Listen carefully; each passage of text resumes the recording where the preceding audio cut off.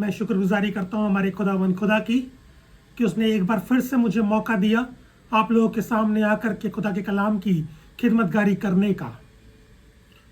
खुदा के लोगों, यीशु परमेश्वर खुदा हमारी जिंदगियों को बदलता है। यीशु लोगों की जिंदगियों को बदलने वाला खुदा है। आज लोग बोलते हैं धर्म परिवर्तन, धर्म परिवर्तन, धर्म परिवर्तन। हमारा यीशु किसी का धर्म परिवर्तन नहीं करता, वो मन परिवर्तन करता है। वो मनों को बदलने वाला परमेश्वर है। और आज भी हम बाइबल में से एक व्यक्ति के बारे में देखेंगे जिसका मन यीशु ने परिवर्तित किया।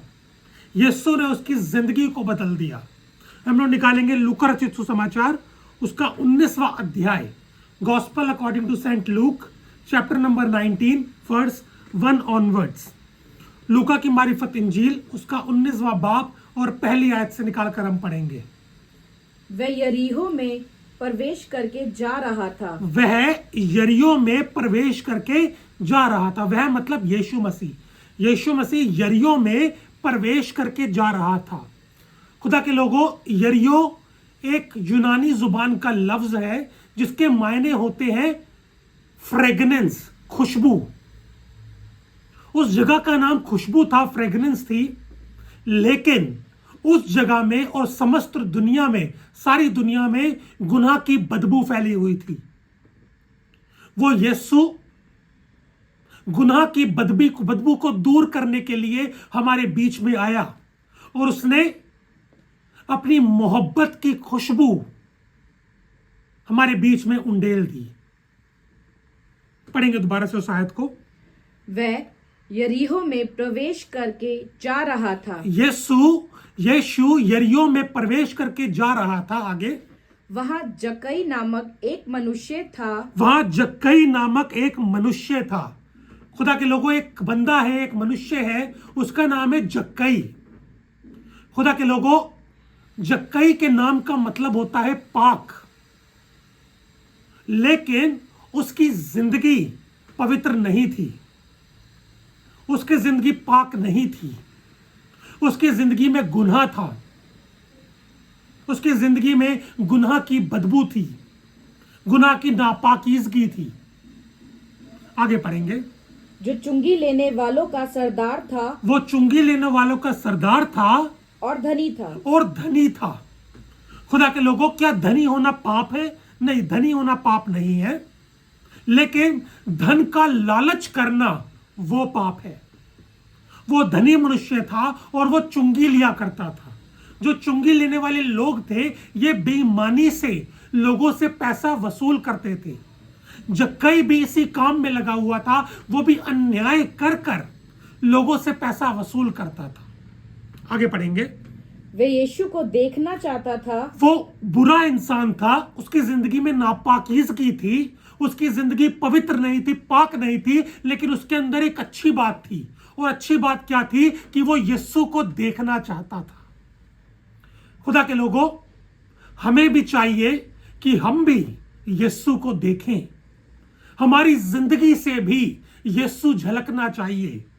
हमारी जिंदगी के अंदर से एक ख्वाहिश निकलनी चाहिए, वो ये कि हम अपनी हर घड़ी में अपनी पापमय जिंदगी के अंदर यीशु मसीह को देखें और पापों से मुक्त हो जाए। उसके अंदर एक अच्छी बात थी कि वो यीशु को देखना चाहता था। आगे पढ़ेंगे कि वह कौन सा है। आगे, परंतु भीड़ के कारण देख न सकता था, क्योंकि वह नाटा था। वो भीड़ के कारण यीशु को देख नहीं सकता था क्योंकि वो नाटा था। खुदा के लोगों, जिस तरह से जक्कई नाटा था, वो खुदा को नहीं देख पा रहा था, खुदा तक नहीं पहुंच पा रहा था। एक वक्त था हम लोग भी नाटे थे। हम लोग आत्मिक तौर से, स्पिरिचुअली हम लोग नाटे थे। हम बहुत छोटे थे। हम में से किसी के अंदर इतनी ताकत नहीं थी, इतनी लियाकत नहीं थी कि खुदा को अप्रोच कर पाते। इसलिए खुदा हमको अप्रोच करने के लिए स्वर्ग छोड़कर जमीन पर नीचे उतर आया और आ करके उसने हमको पकड़ लिया। हम यीशु के पास नहीं जा सकते थे, हम खुदा के पास नहीं जा सकते थे, हम खुदा तक अपना हाथ नहीं बढ़ा सकते थे, इसलिए खुदा ने अपना हाथ हमारी तरफ बढ़ा दिया और हमें पकड़ के पाप के गुनाहों से बाहर खींच लिया। आगे पढ़ेंगे। तब उसको देखने के लिए वह आगे दौड़कर एक गूलर के पेड़ पर चढ़ गया। और वो यीशु को देखने के लिए गुल्लड़ के पेड़ पर चढ़ गया। खुदा के लोगों, वो सिर्फ अपने मुंह से, अपने मन से ख्वाहिश नहीं कर रहा, वो फिजिकली मेहनत भी कर रहा है। वो मेहनत कर रहा है कि मुझे यीशु को देखना है। खुदा के लोगों, क्या आज हम अपनी रोजमर्रा की जिंदगी में यीशु को देखना चाहते हैं? उसको देखने के लिए मेहनत करते हैं? क्या खुदा के कलाम को निकालकर हम खोलते, पढ़ते और उसको समझने की कोशिश करते हैं? क्या हम परमेश्वर के वचन में यीशु को ढूंढने की कोशिश करते हैं? जक्कई ने की। जक्कई ने मेहनत करी और मेहनत करके गुल्लड़ के पेड़ पर चढ़ गया कि वो यीशु को देख सके। आगे पढ़ेंगे। क्योंकि यीशु उसी मार्ग से जाने वाला था। आगे। जब यीशु उस जगह पहुंचा तो ऊपर दृष्टि करके उससे कहा। जब यीशु उस जगह पहुंचा तो ऊपर दृष्टि करके जक्कई से कहा। क्या कहा? हे जक्कई, हे जक्कई, झट उतर आ, झट उतर आ, क्योंकि आज मुझे तेरे घर में रहना अवश्य है। जक्कई को कहा, तू झट उतर आ, क्योंकि आज मुझे तेरे घर में रहना अवश्य है। खुदा के लोगों, ऐसा कौन करता है? कौन करता है ऐसा कि अपने आप को, यीशु ने अपने आप को इनवाइट कर लिया उसके घर के लिए? ऐसा कौन करता है? खुदा के लोगों, एक अच्छा दोस्त करता है। हमें जब अपने खास दोस्त के पास जाना होता है तो हम उससे तुरंत कहते हैं कि हम तेरे पास आ रहे हैं, तो उससे मिलने।